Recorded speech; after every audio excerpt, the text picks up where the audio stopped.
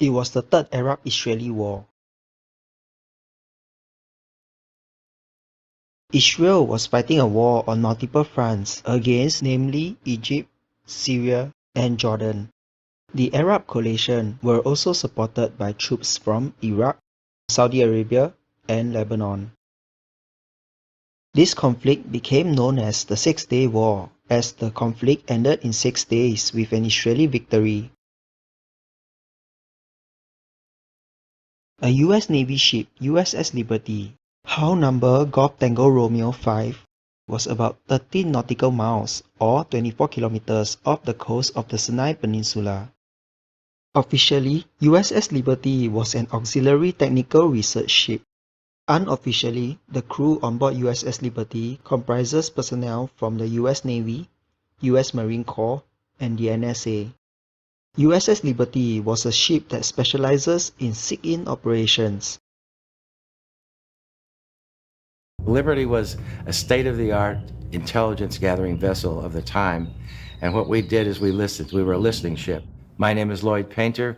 I was a research officer. We could receive any signal that was out there, low band, high band, anything, intercepting it, recording it. I'm Jim Kavanaugh. I was a communication technician aboard the USS Liberty, and I intercepted Morse code. We're spies. We're intercepting messages from embassies, military bases, police, anything and everything that we could get.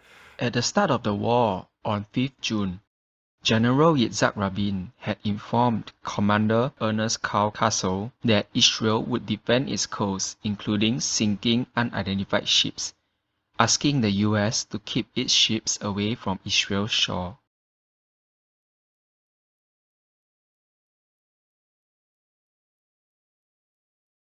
Israeli Central Coastal Command received the sighting report about an unidentified destroyer west of Gaza.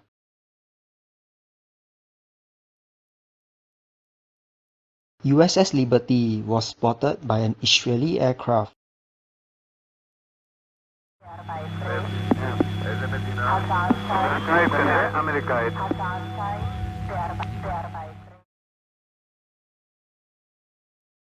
Israeli Supreme Command received the report that Arish was being bombarded from the sea. Another report came in, saying that 2 ships were approaching the Irish coast.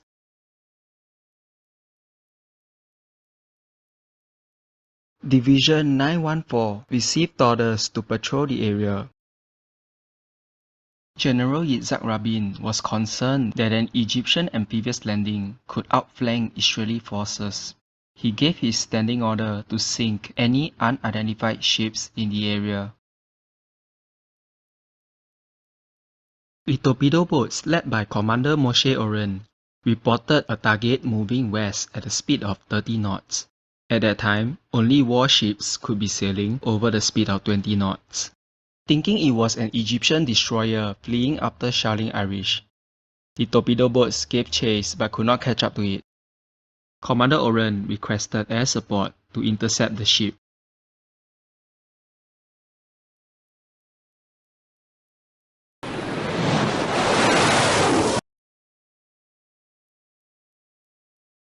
Two Israeli Mirage 3 had arrived at the location and spotted USS Liberty.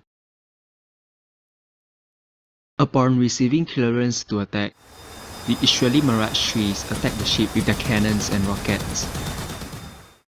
Shortly after, another 2 Israeli fighter bombers arrived and dropped napalm bombs.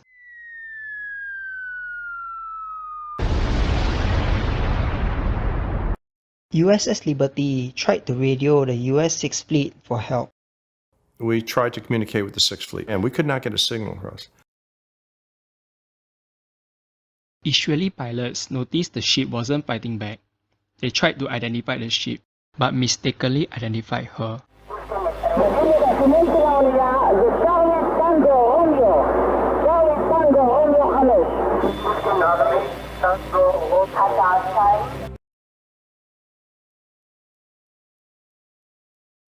As the 3 Israeli torpedo boats arrived at the location, they attempted to contact USS Liberty via radio and naval flags. signaling the ship to identify yourself.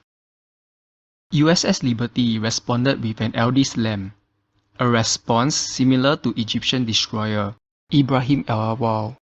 Seeing the torpedo boats in battle formation, USS Liberty Captain William McGonagall ordered to fire their machine guns at the torpedo boats. Coming under fire, the Israeli torpedo boat returned fire and launched 5 torpedoes.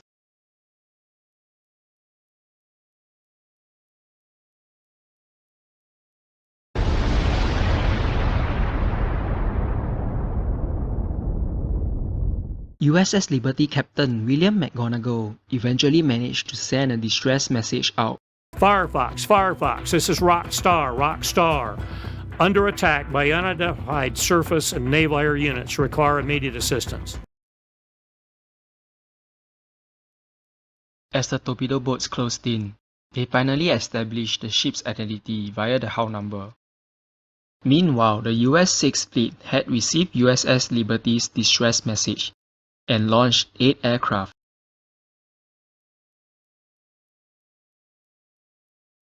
The aircraft were subsequently recalled and an apology was issued.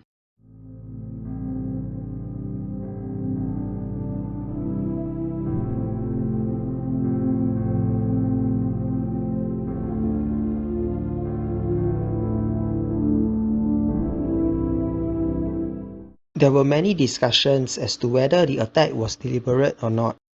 USS Liberty crew pointed out that they hoisted the American flag and the hull number was clearly visible.